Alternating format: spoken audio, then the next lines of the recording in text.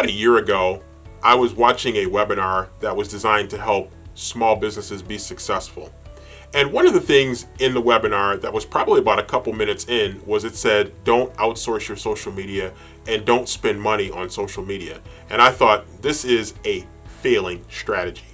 Social media is a great resource and many people will look at it as a free resource. And I understand why that is the case.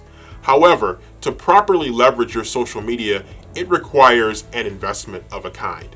And if you're not willing to make that investment, then what you're really saying is you're not willing to be successful in your business venture. Social media is an important tool, but it has to be properly leveraged.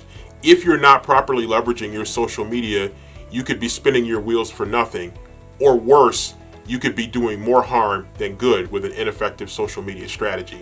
So investing in social media is something that's well worth your time and could be well worth your money.